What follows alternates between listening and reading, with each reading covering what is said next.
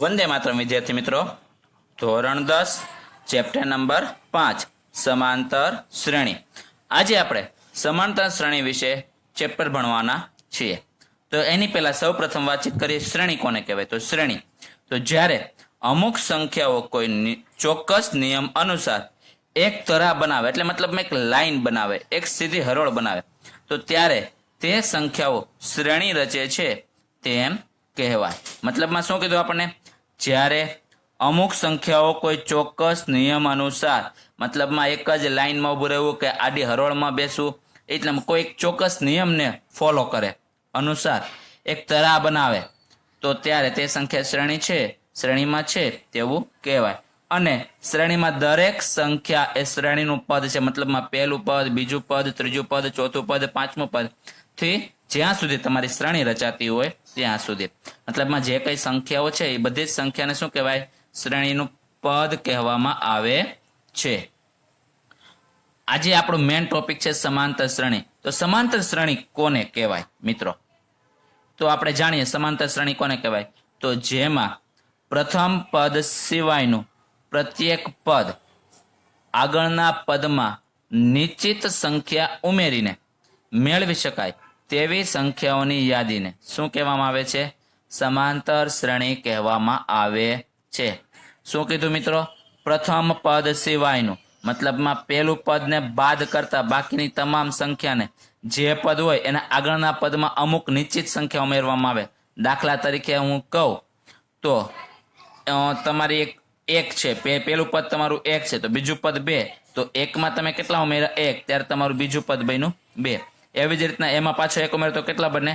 3, એમાં પાછો એક ઉમેરો તો 4। આવી રીતના જે ક્રમશઃ તમારું પદ વધે છે, શ્રેણી બને છે।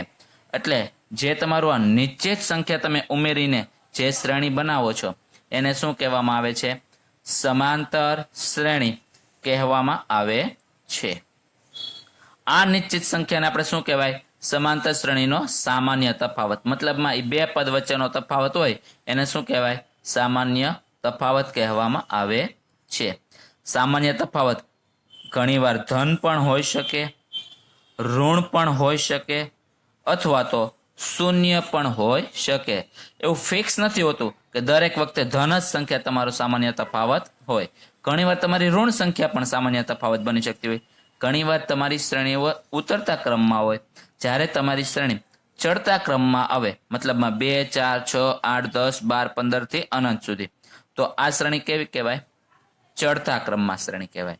અને જ્યારે ચડતા ક્રમમાં શ્રેણી હોય ત્યારે તમારો સામાન્ય તફાવત કેવી સંખ્યા મળે? ધન સંખ્યા મળે। એવી જ રીતના ઘણીવાર તમારે ઉતરતા ક્રમમાં શ્રેણી હોય, ફોર એક્ઝામ્પલ એનું લેવું હોય તો 5, 3, 1, -1, -3, -5 થી અનંત સુધી જ્યાં સુધી જતી હોય તેવી શ્રેણી, તો આ શ્રેણી કેવી છે? ઉતરતા ક્રમમાં। તો ત્યારે તમારો સામાન્ય તફાવત કેવો મળે છે? ઋણ સંખ્યા મળે છે। એવી જ રીતે ઓનલી ફોર તમારી શ્રેણી હોય 2, 2, 2, 3, અથવા તો 3, 3, 3, 3, 3 થી અનંત સુધી, તો ત્યારે તમારો સામાન્ય તફાવત કેટલો બને છે? શૂન્ય, કારણ કે બે પદ વચ્ચેનો તફાવત। હવે કઈ રીતના આપણે તફાવત જોવાનો હોય તમને આગળ આપણે જ્યારે જોશું સૂત્ર ત્યારે હું તમને જણાવી દઈશ મિત્રો। મતલબમાં જે તમારી આ નિશ્ચિત સંખ્યા છે, જે તમારી શ્રેણીને ઉમેરવા માટેની જે નિશ્ચિત સંખ્યા, એને શું કહેવાય છે? સામાન્ય તફાવત કહે છે। હવે સામાન્ય તફાવત છે તે તો આપણને ખબર પડી ગઈ। તો હવે આપણે જોઈએ સમાંતર શ્રેણીનું પ્રથમ પદને કેના વડે દર્શાવાય છે? સ્મોલ a, આલ્ફાબેટ આવે છે કે નહીં, એનો તમારો સ્મોલ a એ તમારું શું કહેવાય છે? સામાન્ય તફાવત, સોરી પ્રથમ પદ।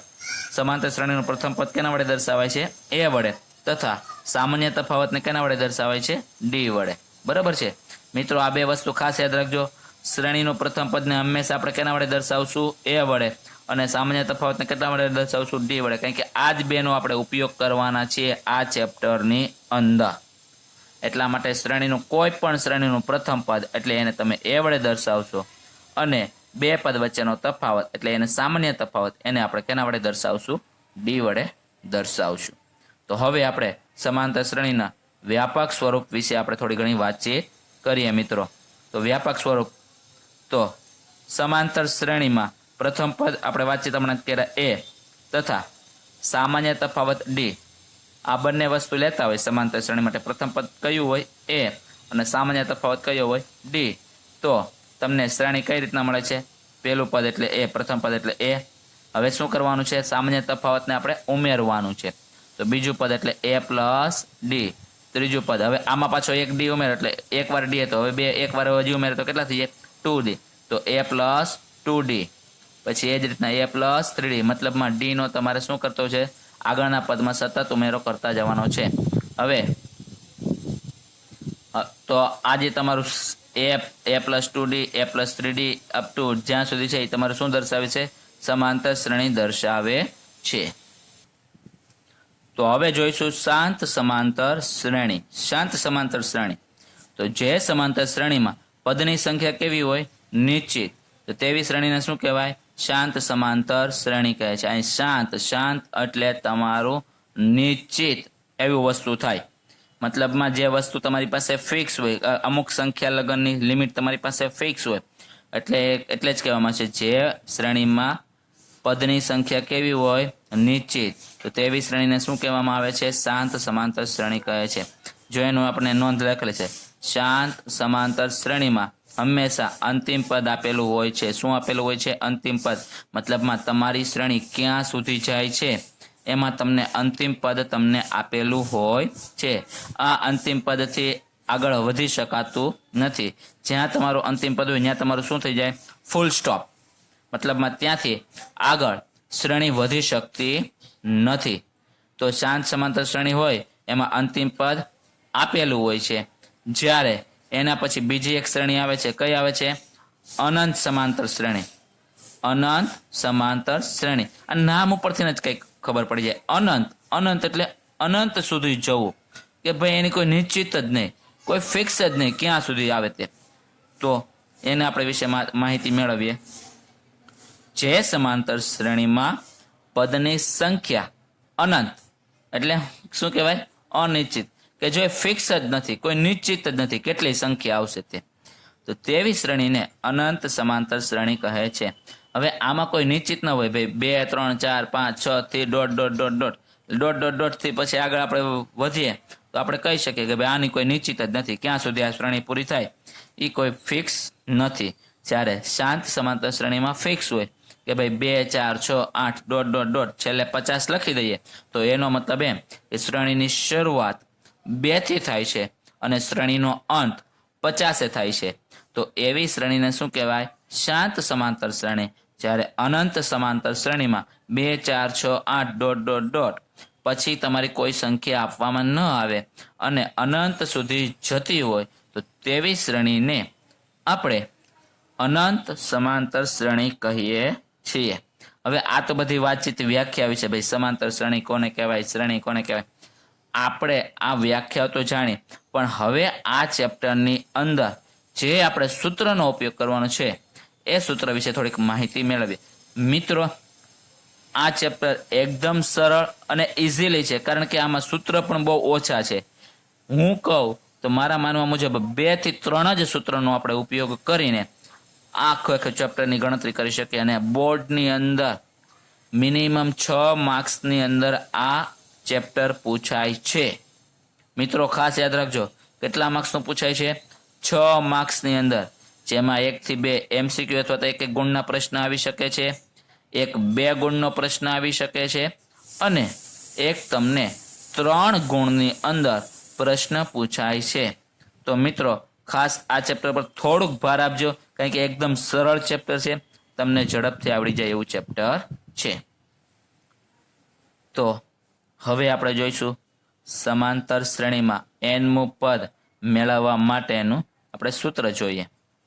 તો ભાઈ સમાંતર શ્રેણી ક્યાંથી શરૂઆત થાય? A1 A2 A3 થી અનંત સુધીની એક તમારી પાસે એક સાદી સમાંતર શ્રેણી હોય અને તેનું પ્રથમ પદ a તથા સામાન્ય તફાવત d હોય તો તમારે nમું પદ જોતું હોય. હવે nમું પદ મતલબમાં તમારે કોઈ પણ પદ જોતું હોય તો એના માટેનું સૂત્ર આવે an બરાબર a plus n-1 into d, જ્યાં a તમારું શું દર્શાવે છે?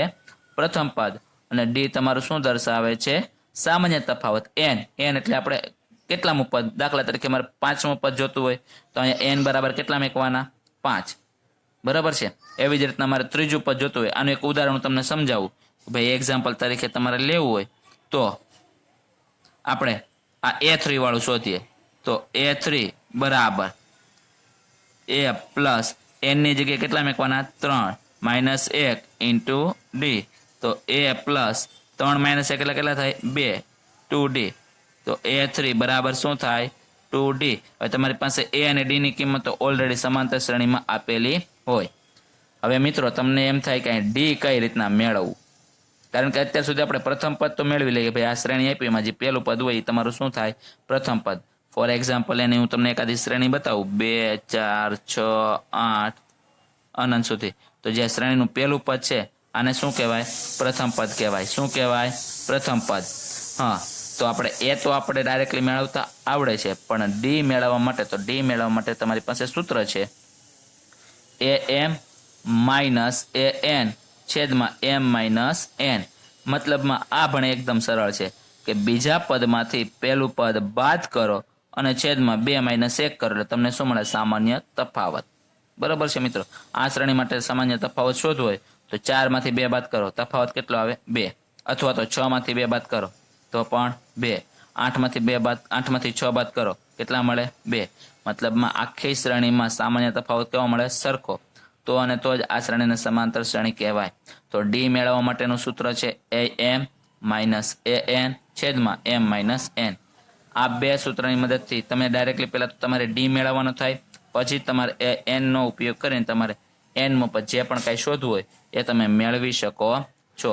હવે અહીંયા તમને n બરાબર કદાચ આપેલી શ્રેણીમાં 89મું પદ શોધવું હોય, આ શ્રેણીનું 89મું, તો પણ તમે સરળતાથી શોધી શકો। કયા સૂત્રની મદદથી an વાળા સૂત્રને ઉપયોગ કરીને। તો હવે તમારે બીજું સૂત્ર જોવાનું છે સમાંતર શ્રેણીના n પદોનો સરવાળો। તમારે સરવાળો કરવાનો હોય તો તમારે શ્રેણીનો સરવાળો માટેનું સૂત્ર છે Sn। nમું પદ શોધવું હોય તો an અને સરવાળો શોધવો હોય તો Sn। ખાસ યાદ રાખજો, સરવાળા માટે કયું સૂત્ર આવશે Sn, અને કોઈ પણ પદ શોધવું હોય તો એના માટે તમારા સૂત્રનો ઉપયોગ થાય an વાળો, બરાબર। તો અહીંયા સરવાળો Sn બરાબર n ના છેદમાં 2 કૌંસમાં 2a plus n minus 1 into D. મિત્રો સૂત્ર થોડુંક સેમ છે, પણ અહીંયા જોજો 2 આગળ આવી જાય છે ને n/2 પણ આગળ આવી જાય છે, એટલે મિત્રો ખાસ ધ્યાન રાખજો જ્યારે Sn વાળું સૂત્ર ઉપયોગ કરવાનું ત્યારે કયું વાપરવાનું અને an વાળું સૂત્ર કયું વાપરવાનું તે, આમાં ખાસ ભૂલ ન પડે એનું ખાસ તમે તકેદારી રાખજો મિત્રો। તો Sn બરાબર n/2 કૌંસમાં 2a plus n minus 1 into D, જ્યાં એ તમારું પ્રથમ પદ છે, ડી તમારો સામાન્ય તફાવત, અને કેટલા પદનો સરવાળો કરવાનો એના માટે n, તમે n છે એ તમારે કેટલા પદનો સરવાળો કરવાનો એના માટેનું છે। એવી જ રીતના બીજું પણ Snનું એક સૂત્ર છે, પણ એ સૂત્ર ક્યારે વપરાય છે ઓનલી ફોર તમારે શાંત સમાંતર શ્રેણી હોય ત્યારે જ તમારે આ સૂત્ર વાપરવાનું છે, અન્યથા તમે આ જ સૂત્ર મોસ્ટ ઓફલી વાપરજો। હા, શાંત સમાંતર શ્રેણી છે તો પણ તમે આ સૂત્રનો ઉપયોગ કરી શકો છો, એવું નથી કે નથી કરી શકતા, કરી શકો છો, પણ આ થોડુંક સરળતાથી અને ઝડપથી મળી જાય એવું છે। તો Sn બરાબર n/2 કૌંસમાં a પ્લસ l, આનું જ થોડુંક સાદું રૂપ છે, જ્યાં l ની કિંમત છે a plus n minus 1 into D, એટલે તમને l મું પદ મળી જાય, l નું પદ એટલે મતલબમાં અંતિમ પદ તમે અહીંયા મૂકી શકો છો। પ્રથમ પદ અને અંતિમ પદ આ બંનેનો સરવાળો એને ગુણ્યા n/2 કરો એટલે તમને શું મળી જાય સમાંતર શ્રેણીના n પદોનો સરવાળો। પણ ખાસ યાદ રાખજો આ સૂત્રનો ઉપયોગ તમારે ક્યારે થાય છે શાંત સમાંતર શ્રેણી હોય તો અને તો જ કરવાનો છે, બાકી તમારે આ જ સૂત્રનો ઉપયોગ કરવાનો છે। હવે થોડીક આપણે સમાંતર શ્રેણીઓ વિશે જોયું જે તમને MCQમાં અને એમાં ઘણીવાર કામ લાગતી હોય છે એક એક ગુણના સવાલની અંદર, તો તમારે એના માટેનું છે તો પ્રથમ n પ્રાકૃતિક સંખ્યાઓનો સરવાળો, પ્રથમ n પ્રાકૃતિક સંખ્યાનો સરવાળો મતલબમાં પ્રાકૃતિક સંખ્યા ક્યાંથી શરૂઆત થાય 1 થી, તો 1 + 2 + 3 + થી ક્યાં સુધી n સુધી, તો તમારે એનો Sn મળે સરવાળો કેટલો મળે n into n + 1 divided by 2। તો તમારે અહીંયા એકદમ સરળ છે, કારણ કે જો તમને કદાચ એમ એવું લાગે કે ભાઈ 1 થી 50 પ્રાકૃતિક સંખ્યાનો સરવાળો કરવાનો તો તમારે સીધું જ n બરાબર કેટલા મૂકી દેવાના 50, અને તમે ડાયરેક્ટલી આ સૂત્રનો પણ ઉપયોગ કરી શકો છો। એવી જ રીતના બીજી આપણી પાસે એક શ્રેણી છે કે પ્રથમ n અયુગ્મ પ્રાકૃતિક સંખ્યાનો સરવાળો, મતલબમાં અયુગ્મ એટલે એકી સંખ્યા, મતલબમાં 1 + 3 + 5 + ડોટ ડોટ ડોટથી 2n-1 તમારી n સુધીની પ્રાકૃતિક સંખ્યા હોય તો એનો સરવાળો કરવો હોય તો એનું સૂત્ર છે Sn = n². મતલબમાં તમારે જે કઈ સંખ્યા હોય, જેટલા પદનો તમારે સરવાળો કરવો હોય તો તમારે શું કરી દેવાનું છે, એનો સીધો જ તમે વર્ગ કરી દો તો પણ તમને ડાયરેક્ટ n અયુગ્મ પ્રાકૃતિક સંખ્યાનો સરવાળો મળી જાય છે. એવી જ રીતના ત્રીજી એક શ્રેણી છે તમારી પાસે, પ્રથમ n યુગ્મ પ્રાકૃતિક સંખ્યાઓનો સરવાળો. યુગ્મ એટલે બેકી, 2 4 6 8 થી 2n સુધી n સુધીની તમારે પ્રાકૃતિક સંખ્યાનો સરવાળો કરવો હોય તો એના માટેનું સૂત્ર છે n × n + 1. આ સૂત્ર વાપરો, અથવા તો બીજું n² + 1. આનું સાદું રૂપ જ છે, બીજું કંઈ નવીન છે ને. n × n એટલે n², n × 1 એટલે n. મતલબમાં બેમાંથી કોઈ પણ એક સૂત્રનો તમે ઉપયોગ કરી અને સરવાળો તમે મેળવી શકો છો, પણ કોનો? યુગ્મ પ્રાકૃતિક સંખ્યાઓનો. હવે લાસ્ટ તમારે થોડુંક બાકી છે થિયરીમાં, બસ એ જ તમારે જોવાનું છે. હવે સંબંધ છે કોનો?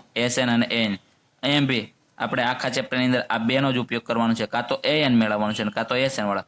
બેમાંથી કોઈ પણ એક જ સૂત્રનો ઉપયોગ કરીને તમારે ગણતરીઓ કરવાની છે, એટલે બહુ ટફ નથી આ ચેપ્ટર. તો Sn અને an વચ્ચેનો સંબંધ, એના વચ્ચે કંઈક સંબંધ હશે તો એ સંબંધ છે an = Sn, મતલબમાં n પદ સુધીનો સરવાળો માઇનસ n-1 એટલે n થી આગળનું પદ એટલે n-1 પદ સુધીનો સરવાળો. આ બંને જો તમે બાદબાકી કરો તો તમને શું મળે?